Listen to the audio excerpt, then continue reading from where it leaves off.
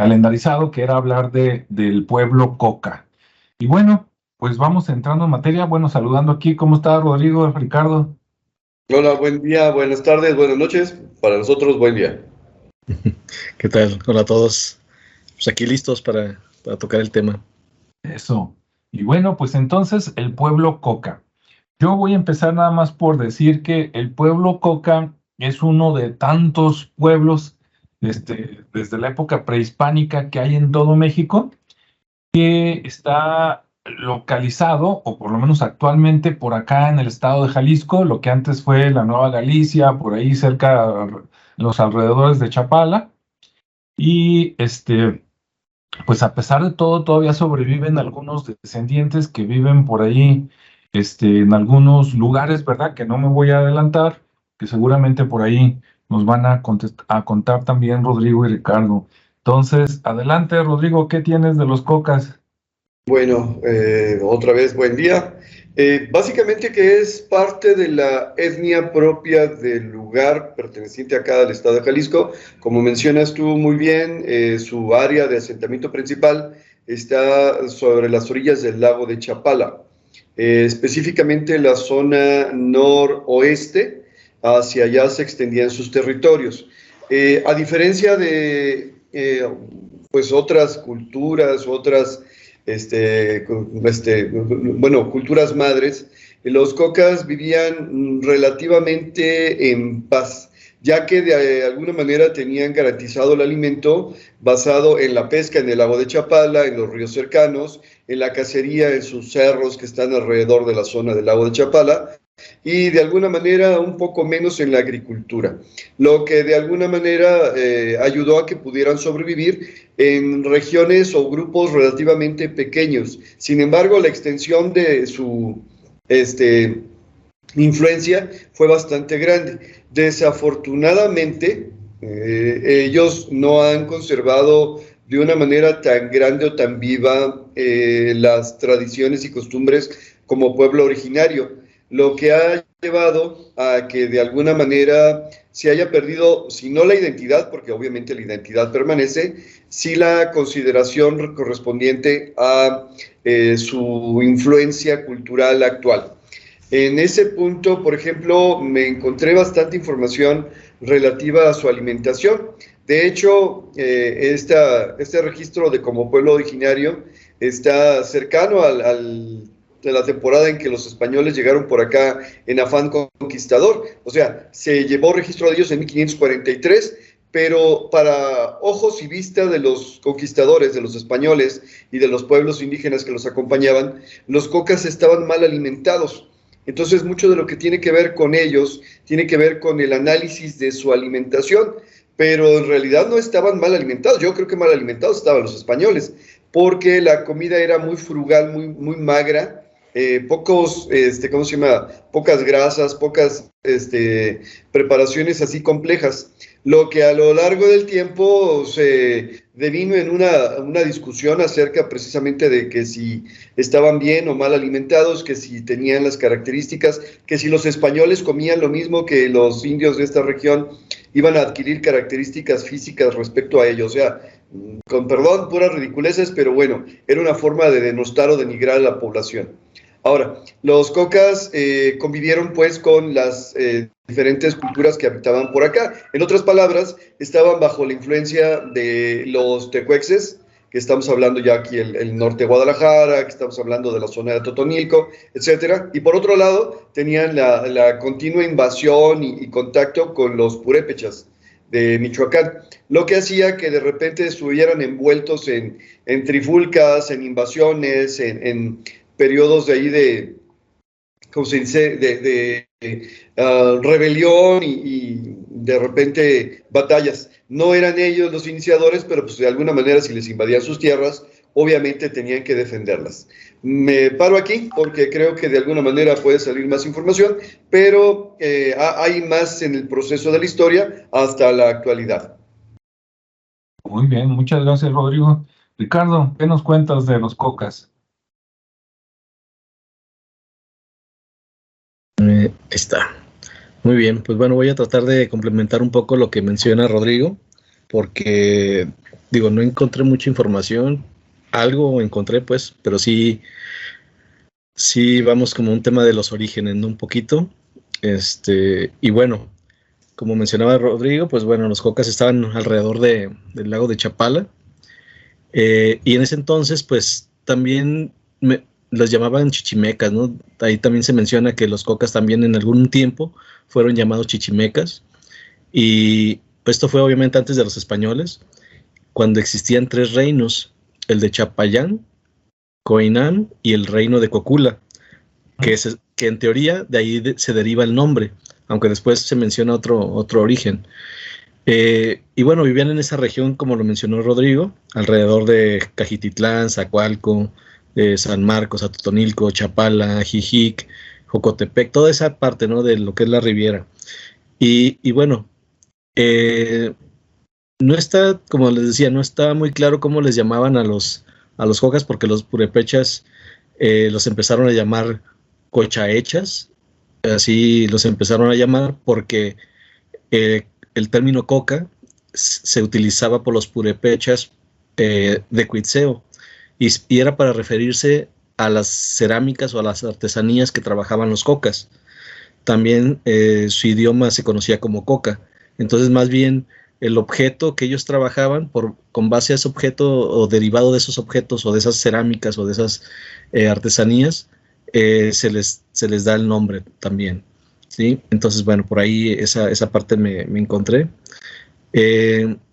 También los etnohistoriadores dicen que este idioma de los cocas, que todavía hay gente que lo utiliza por toda la cuenca de lo que es el lago de Chapala, se dice que es una lengua utoazteca, pero los historiadores españoles registraron que la lengua coca era similar al náhuatl, pero la realidad es que los cocas convivían con otros grupos, ¿no? O sea, con muchos grupos de indígenas que hablaban su propio idioma, como el mazorral, el cascán, el tiam, el cochín, el purepecha, el náhuatl y un montón que había, ¿no? Que eran todas las tribus o todas los grupos indígenas que existían, o todas las etnias que estaban alrededor de donde estaban ellos. Bueno, esta parte de los cocas alrededor del lago, creando sus vasijas, sus platos, e incluso también fabricaban o generaban juguetes, y hacían miniaturas, hacían herramientas en miniatura, también vasijas en miniatura, que, bueno, los historiadores dicen que eran juguetes. No sabemos si realmente lo hicieron como para hacer juguetes o tenían otro tipo de significado. Pero lo que sí también existió es otra teoría, porque había muchas ollitas, había muchas figuras así alargadas que según por lo que encontraron había restos de sangre. Entonces se empezó a generar una teoría donde se decía que esas vasijas o esos objetos con sangre se utilizaban para hacer rituales. Y obviamente rituales de sangre, donde se vertía la sangre y mencionan que es del oído. Entonces como que de ahí se extraían la sangre y lo hacían como ofrenda hacia la deidad del agua. ¿Sí? Para ellos el agua era un dios, y ahí hacían esos rituales. Y en 1540 un cronista franciscano que se llamó Antonio Tello escribió que cuando se bañaban tiraban al lago la olla o el cántaro con sangre y se lo enviaban al diablo, ¿no? Para que fueran persuadidos. Y con esto los cocas lo que hacían era persuadir al diablo para que no estuviera la muerte tan cerca y ellos pudieran ser inmortales. Entonces es una historia ahí que se genera con base a esos hallazgos de las ollitas. Pero bueno, también consideremos que en la parte de los españoles, en este caso la parte de los franciscanos que eran católicos, pues todo lo que los antiguos o todas las etnias que teníamos nosotros, todo lo que era como los aztecas, los mayas, toda la cultura y todos sus ritos, pues eran del demonio, ¿no? Todo, lo que no entendían ellos, pues lo catalogaban como algo demoníaco. Entonces, pues bueno, esas creencias indígenas que ellos tenían, que a lo mejor tenían otro símbolo, otro significado, pues para los españoles cristianos eran cosa del diablo, ¿no? Entonces, así esos cultos, pues los franciscanos los catalogaron y los ordenaron que destruyeran todas las estatuas, todas las cerámicas, todos las cerámicas que tuvieran figuras y que se utilizaran para este tipo de ritos. Entonces los nombraron como símbolos diabólicos y bueno, ordenaron su destrucción, ¿sí? Y bueno, ahí también se menciona en un libro que se llama La Crónica Miscelánea de la Santa Provincia de Jalisco, así tal cual, escrito por este franciscano Antonio Telo, que bueno, también tiene información muy valiosa, ¿no? Porque también pues habla de los usos y costumbres de la región y bueno, también logra rescatar la parte oral de las tradiciones que se generaron en los cocas, sobre todo, bueno, pues aquí en Jalisco, ¿no? Que es donde se originan. ¿Y qué más? Y bueno, también se menciona que en esas historias que él recopiló, está la de Chapala, donde anteriormente se llamaba Chapalac, y que fue en tributo a un jefe de la tribu llamado Chapa, quien fundó la ciudad. Y el franciscano insinúa que Chapala pudo ser capital de los cocas, estableciéndose las personas que vinieron de Poncitlán, que también eran cocas y mantenían alianza guerrera contra los tecuexes, porque también llegaron a pelear con los purépechas, ¿no? Entonces, como no era un pueblo muy guerrero, pues creaban alianzas con los que eran muy bravos, como eran los tecuexes, y bueno, en algún momento los purépechas los llegaron a conquistar y por eso crearon esas alianzas para después tener ya una alianza con guerreros y que de alguna manera pudieran defenderse. Y bueno, ahí lo dejo un poco para ver qué más hay de comentar, ¿no? Muy bien, muchas gracias, Ricardo, muy interesante. Bueno, yo les voy a comentar cuál fue la primera vez que oí hablar de los cocas, ¿verdad? Cuando está uno más joven, pues ya ve, ¿no? De ignorante, escuchas cocas y dices, no, ¿qué tendrá que ver con la cocaína o qué, no? Y pues no, o por lo menos que yo sepa, ¿no? La primera vez que escuché de los cocas fue en otros videos, hemos comentado que por allá en San Agustín, por ahí cerca de Santa Anita, en Tlajomulco, está una colonia que se llama el Cortijo de San Agustín, conocido por la gente más antigua como La Loma, ¿verdad? Porque está en un terreno elevado con respecto al pueblo, y que ahí hay una pirámide, que la gente puede pedir permiso, ¿no? Para entrar y tomar fotos en la pirámide. Que esa pirámide, también ya lo comentamos en otras veces, es la pirámide real, está debajo de esa, porque para construir, le echaron cemento encima, diseñaron una pirámide que no es real, que no es el diseño original, y debajo quedó, digamos, guardada, sepultada la original, ¿no? Pero bueno, por ahí en un aviso, en una lámina que hay ahí, decía que era hecha por los indígenas cocas. Entonces fue la primera vez que yo escuché, pues, de los cocas, ¿no? Y dije, bueno, y ahí quedó en mi mente. Después, por cuestiones de trabajo, una vez tuve que ir a Cocula, a dar por allá un curso, y en Cocula, aparte de que dicen que de allá es el mariachi, ¿verdad? Y hay un museo del mariachi que invitamos a que vayan y lo conozcan, después vamos nosotros. Resulta que de Cocula, como dicen, también era un lugar donde habitaban los cocas. Dicen que por eso Cocula, cocas, que más o menos por ahí van. Esa vez que fui, pregunté por el historiador del pueblo, no recuerdo su nombre, y es un maestro que vive a media cuadra de la plaza. Este maestro también es artesano y hace esculturas, por si alguien gusta ir y preguntar, oye, ¿dónde está el maestro aquí, escultor? Seguramente les van a dar santo y seña, y a media cuadra de la plaza, en una de las esquinas, ahí está su casa, ¿no? Para que le compren una escultura. Aparte es bueno para esculturas.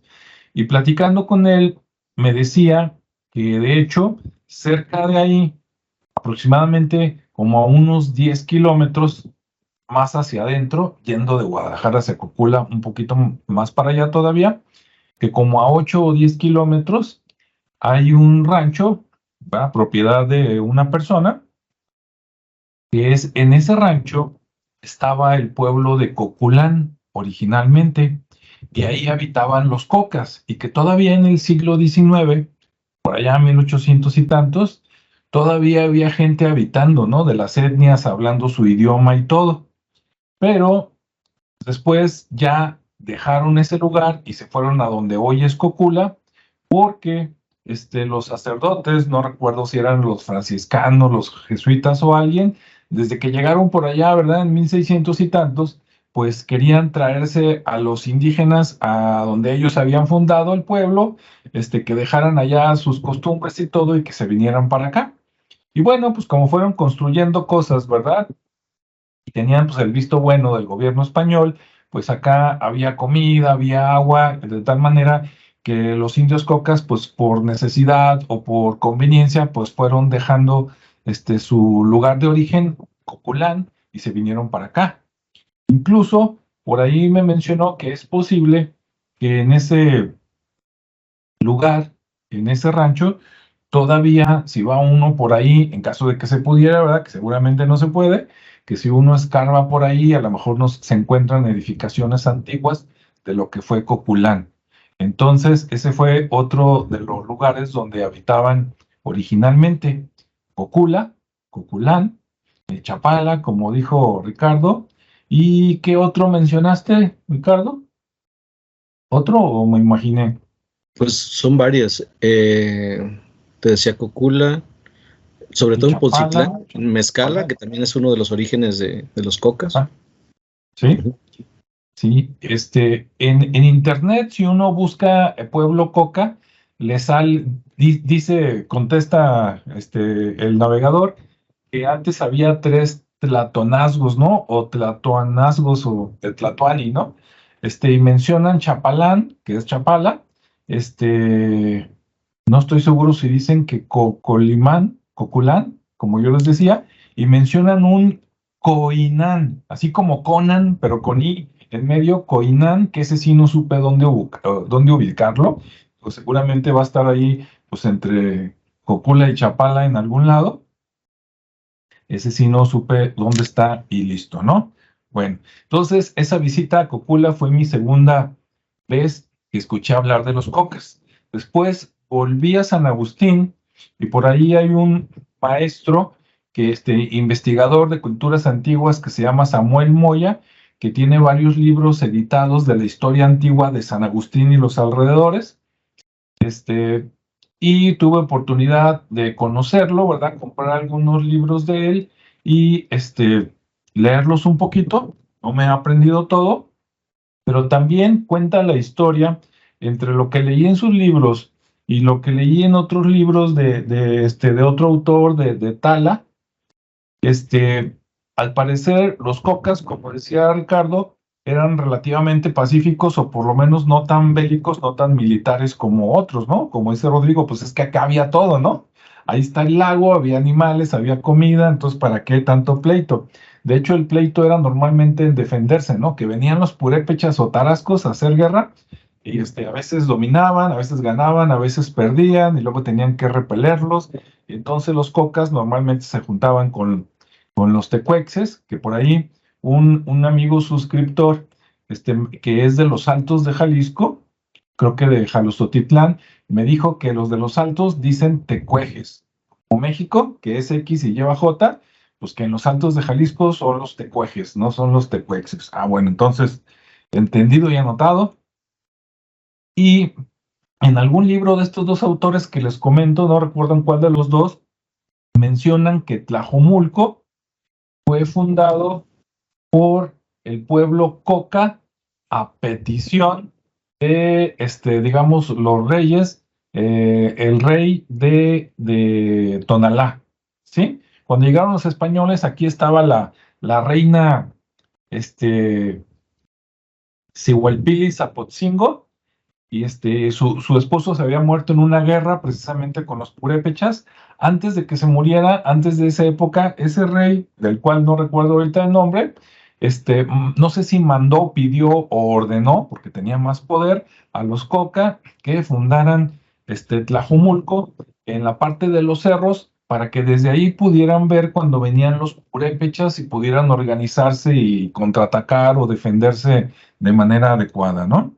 Entonces, bueno, eso es lo que yo sé o recuerdo. Ahora sí, Rodrigo, no sé si tengas por ahí algo más o relacionado. Ok, respecto a los cocas como pueblo, como mencionan bien los dos, sí, efectivamente no eran tan bélicos, o sea, obviamente sabían defenderse, obviamente eran cazadores, eran pescadores, tenían todo. ¿Qué necesidad de andar buscando? Sin embargo, por la zona donde estaban ubicados, de repente tenían que participar.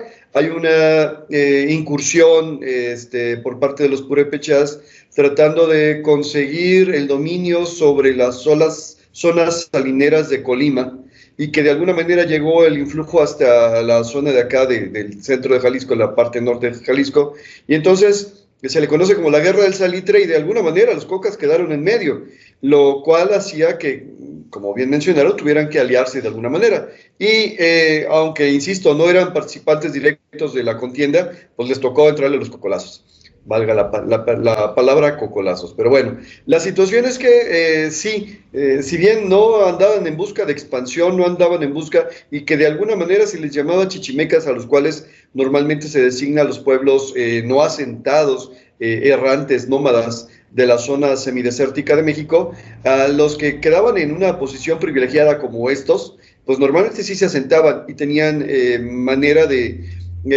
crear una especie de hegemonía y cultura propia. En ese sentido, si bien, pues como menciona Ricardo, mucho de ello fue destruido, todavía quedan algunos vestigios pocos realmente o pocos conocidos, sobre todo de piedras labradas o de, ¿cómo se llama? Glifos. En otras palabras, marcaciones sobre piedras. Ya que mencionaba Alejandro ahí la cuestión de experiencia propia, en alguna ocasión se nos ocurrió ir a Mezcala, con la intención de ir a ver unos geoglifos, precisamente. El único problema es que estaban en lo alto de la montaña y en ese momento, y tal vez ahora, no teníamos la condición apropiada para ir para allá. Y sin embargo, sí tuvimos la oportunidad de ver unos cuantos por ahí. De hecho, no sé si lo recuerdas, Alejandro, nos mencionaban que había otros más, un poquito más a la zona, digamos, oriental de Mezcala, donde le decían los abuelos y que representaban a la deidad que adoraban, y que cuando de repente se hacía muy prolongada la sequía, lo que hacían era ir a mojar esas rocas, las rocas de los abuelos, para provocar la lluvia.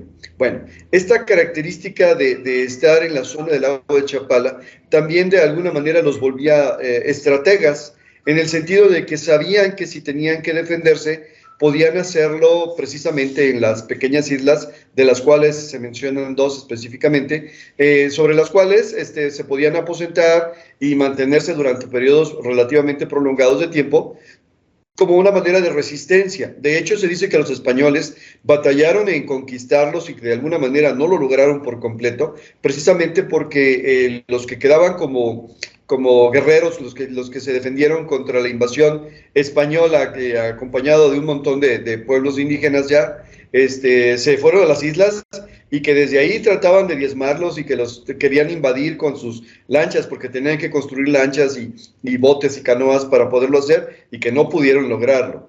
En otras palabras, los cocas no fueron, digámoslo, al 100% conquistados.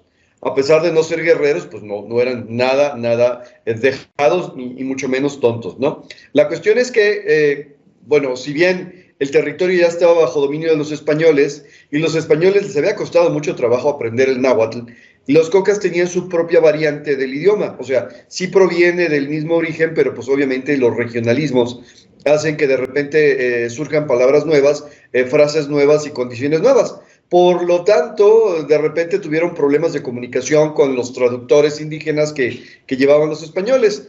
Lo que hicieron los españoles, muy al estilo de conquistadores, fue decir: perfecto, me parece muy bien lo que hablas, pero aquí o se habla español, o se habla náhuatl. Hazle como quieras, y el náhuatl que se hablaba en la meseta central. Así que de alguna manera fueron perdiendo un poco a poco esa capacidad de comunicarse en su propio idioma, digamos su propia variante, y que aunque todavía se menciona que sigue habiendo gente en viva que todavía habla algo de ello, pues realmente ya se ha puesto muy poco. Gracias precisamente a estos registros que mencionaba que en 1534 se les reconocía como pueblo asentado en esta zona, empezaron ellos a defender sus tierras. ¿Por qué? Pues porque obviamente los españoles iban a buscar condiciones y lugares apropiados para asentarse, y bueno, obviamente la zona de la ribera de Chapala, la zona alrededor de la lago Chapala, pues es fértil, hay agua, hay montaña, hay todo, y obviamente se fueron apropiando poco a poco de sus recursos naturales, relegándolos, como acostumbraban a hacer, a lugares más específicos, a zonas más pequeñas, a sitios menos, ¿cómo se dice?, menos fértiles, menos propicios para la vivienda, pero bueno, porque los buenos se los quedaban los españoles. Y esa lucha se reprodujo durante mucho tiempo, durante el tiempo de la independencia, durante el tiempo de la revolución.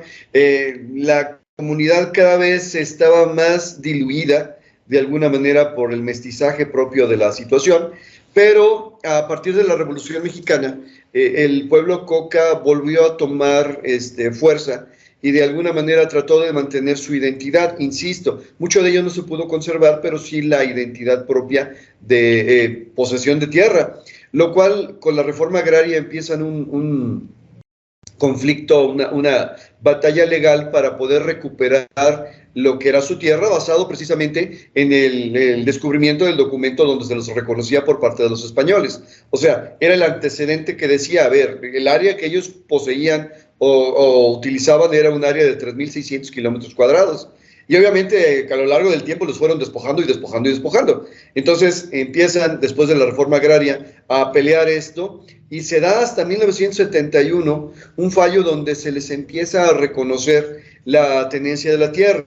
Porque, bueno, como ustedes probablemente sabrán y habrán leído, la zona del lago Chapala es una zona privilegiada respecto a cuestiones de tipo climático. O sea, se dice que uno de los mejores climas del mundo está por ahí, de la zona de Chapala, en cuanto a estable, en cuanto a temperatura, en cuanto a agradable, en cuanto a todo lo demás.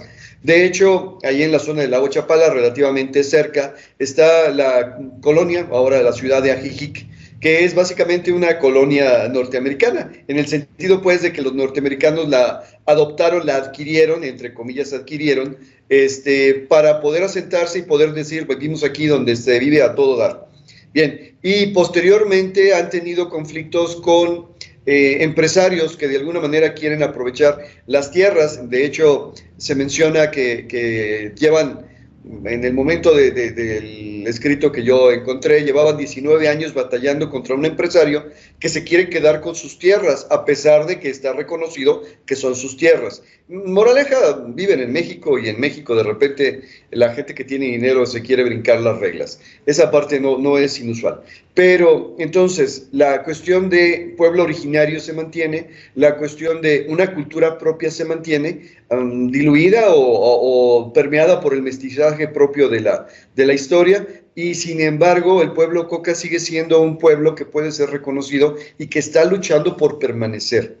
En ese sentido, las personas mayores, las personas que literalmente tuvieron que luchar y batallar e invadir terrenos y evitar que invadieran sus terrenos y todo lo demás, dicen que ahora las generaciones nuevas les causan temor, porque ellos todavía están muy apegados a la tierra, al cultivo, a la pesca, a la cacería, y las generaciones nuevas ya no, están, digámoslo así, modernizadas, y entonces están pensando en estudiar, y dicen, tenemos miedo de que nuestros hijos y nuestros nietos ya no tengan el apego a la tierra que tenemos nosotros, sino que, en contrario, se dediquen a vender su tierra y que se vayan a las ciudades. Bueno, eso es una cuestión muy normal y muy natural. Sin embargo, el reconocimiento a la cultura originaria y a las aportaciones que ha hecho.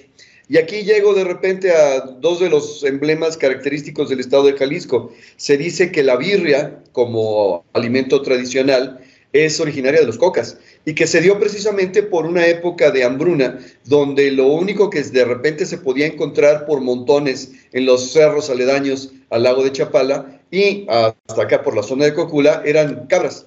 ¿Sí? ¿Por qué? Bueno, pues porque eran salvajes, porque vivían propias, porque como ustedes saben las cabras son casi omnívoras, o sea, comen lo que sea, Y entonces la pesca escaseó, la caza escaseó, la agricultura no se daba del todo, y entonces que había cabras, y entonces, pero la carne de cabra de repente suele ser dura, difícil de masticar, difícil de digerir, y que descubrieron hacia la zona volcánica que está por acá, por el estado de Jalisco, entre la Primavera y el lago de Chapala, que unas cabras habían quedado atrapadas en una caverna. Y obviamente con los vapores continuos de las exhalaciones de la zona geotérmica, pues las cabras se habían muerto y se habían cocido, y descubrieron que la carne así era bastante blanda, y dijeron, bueno, pues la podemos sazonar. La carne de chivo es bastante saboriosa, tiene un sabor bastante fuerte. Entonces, aprovechando la influencia española y aprovechando la influencia mestiza, pues probaron con diferentes ¿cómo se llama? Especias para darle un mejor sabor, y así surge precisamente por allá, por la zona de Cocula, ¿cómo se llama? El platillo que es propio de acá, de esta zona, ¿no? De la birria. Aunque me han dicho que han probado la birria en otras partes del país, bueno, es normal, ya ahorita es relativamente normal, pero de alguna manera es una aportación coca. La otra aportación es que los mismos franciscanos registraron que el pueblo coca era bastante rítmico, que tenían mucha facilidad para crear ritmos, para crear melodías, y que de alguna manera en Cocula, que donde se dice que es el originario del mariachi, aprovecharon esta característica de los indígenas, de los pueblos, de los indígenas cocas, y de alguna manera empezaron a probar con los instrumentos europeos o europeizados que podían utilizar, y a partir de ahí salió el mariachi, que aunque la palabra proviene del francés, pues los primeros mariachis eran indígenas de esta cultura coca. Creo que por lo pronto es lo que tengo que decir. Muy bien, Rodrigo, muchas gracias. Lo enriqueciste mucho con todo esto y aquella visita así que dimos a Mezcala. Ricardo, ¿nos quieres contar algo más? No, pues ya prácticamente está dicho todo. Digo, hay más cosas, pero sería como muy redundante en el aspecto de lo que ya mencionó Rodrigo. Creo que a ver con qué otra cosa lo puedo complementar referente a la información que traigo, pero bueno, hablando un poquito del tema que mencionabas del reino de Coinán, ese reino se dice que fue de una monarquía precolombina, obviamente, pues de ellos, del que llaman posclásico tardío, ¿no? Y sí, se asienta en el lago de Chapala, pero principalmente en Nacatic y Tecpatitlán, o lo que es Tepatitlán ahora, ¿no? Bueno, no, mentira, ese es otro, pero Tecpatitlán es al sureste de Jalisco, y bueno, ahí es donde está también junto con el Imperio Purépecha. Nada más como para tener ahí la referencia de lo que mencionabas de ese reino o señorío de Coinán. Sí, muy bien. Que está ahí también cerca de Chapala y bueno. Y ahorita, pues bueno, lo que sigue siendo como uno de los principales lugares que incluso el INAH está muy al pendiente por un tema histórico-cultural y de todo lo que han encontrado por ahí, pero que de alguna manera, que es la isla de Mezcala, ajá, pero que fue invadida por unos que les llaman chayoteros, no sé si es porque vendían chayotes o cultivaban chayotes o por otra cosa, no se menciona por qué, pero que bueno, lo llegó el INAH y de alguna manera lo nombra como Patrimonio de la Humanidad a esa isla, y bueno, en este momento pues están todavía esa comunidad está queriéndose liberar de esa gente que está apropiada de la tierra, pero lo que quieren es desalojarlos, ¿no? Para finalmente contribuir y generar como un pueblo mágico de alguna manera, aunque no se menciona que es la tirada de que fuera un pueblo mágico, sino simplemente el rescatar la cultura, el rescatar todo lo que se está haciendo ahí, porque aún ahí existe esa parte de la artesanía y bueno, la pesca, que sigue siendo parte de cómo vive la gente en esa zona, ¿no? Pues bueno, traen algunos planes de desarrollo ya, digamos, más modernos en cuanto al tema turístico, sobre todo por la parte que es Chapala, Jijic, toda esa parte que es donde más turismo se asienta, pero bueno, en este momento están con esos trámites, ¿no? de poder rescatar la isla de Mezcala y hacerla una zona turística y rescatar toda la cultura que tiene alrededor y obviamente de los pueblos originarios que existen en la Riviera y en los alrededores yendo hacia incluso Michoacán. Entonces sí va a estar interesante pues lo que ocurra dentro de los próximos 5 años, porque pues ya tienen más de 500 años en eso, ¿no? De que existían esas culturas, los indígenas, llegaron los españoles y bueno, a la fecha se sigue encontrando las vasijas, como mencionabas, Alejandro. De hecho, algunos tratan como de desvirtuar o decir, no, esas no son de los cocas, pero la realidad es que sí, todo alrededor está plagado de evidencias de cerámica rota, de figuras de niños, de juguetes, sobre todo figuras que pueden contener algo, que es lo que decían ellos, los franciscanos, que era la parte donde hacían sus ritos de sangre, pero a lo mejor simplemente como eran algunas vasijas, a lo mejor era para aportar agua o incluso para beber, porque hay algunas que tienen hasta esa parte como de boquilla, entonces pudiera ser que también ellos pues todo lo malinterpretaban, entonces puede ser que simplemente le hayan creado esa parte simbólica, ¿no? Maligna, por así llamarla. Pero bueno, es con lo que podría complementar esa parte, ¿no? Para no redundar en lo que ya se comentó. Pero sí, sigue siendo un pueblo muy interesante. Y bueno, el museo que existe, pues ahí pueden ver todas las piezas, sobre todo la cerámica, sobre todo las figuras de niños o de muñequitos que ya están casi la mayoría sin cabeza, que los utilizaban aparentemente como juguetes, pero pues no sabemos para qué otro fin también pudieran haberlo hecho, ¿no? Y bueno, sería con lo que complementaría el comentario, ¿no? Muy bien, muchas gracias, Ricardo. Pues ahora sí, nada más cerrando y rescatando lo que dijeron Rodrigo y Ricardo, pues vemos que el pueblo Coca, aunque tal vez nunca lo hayas escuchado, pues sí es importante, ¿no? En la herencia, mira, nos dejó la birria, el mariachi y no sabemos cuántas cosas más por ahí buscándonos, ¿no? Pero les invitamos a visitar cualquiera de los pueblos donde todavía existieron los cocas o existen los descendientes, por lo menos para que vayan y conozcan los lugares, ¿no? Cocula es bonito, es un pueblo muy tranquilo. Chapala, no se digan. Si van a Chapala y visitan Mezcala, mucha atención, porque está el pueblo de Mezcala en la ribera y está la isla de Mezcala enfrente, en medio del lago.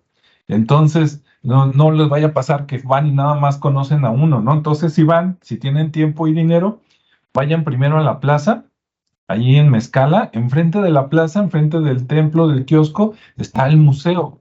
A pesar de que son, creo que 2 o 3 salitas, está muy interesante. Hay piezas prehispánicas, hay petroglifos y hay armas de los españoles, ¿no? De cuando vinieron por acá a conquistar y con lo que lucharon contra los cocas. Y ya después pueden rentar una lancha y se van a la isla de Mezcala, que la vez que fuimos, Rodrigo y yo, no nos alcanzó el tiempo para ir hasta allá. Pero ahí en la isla también es sitio histórico, además de porque ahí se estuvieron defendiendo el pueblo, como dijo Rodrigo. Ya después que estaban más o menos pacificados, por decirlo así, los españoles ahí creo que hicieron una prisión y ahí iban, encerraban a los que se portaban mal en la isla, ¿no? Pues, no que se escaparan, nadando o algo, y quedan los vestigios, algunos muros de lo que fue la prisión. Entonces está interesante, ¿no? Por ahí tomar algunas fotos de lo que queda. ¿Y qué más les iba a decir? Bueno, pues creo que nada más eso, invitarlos probablemente los cocas, así como otros pueblos también de aquí de la región, sean descendientes de la tradición Teuchitlán, de las famosas pirámides redondas que existieron desde mucho antes que existieran estos pueblos, ¿no? Unos 1000 años antes o más. Entonces, algunos probablemente sean descendientes.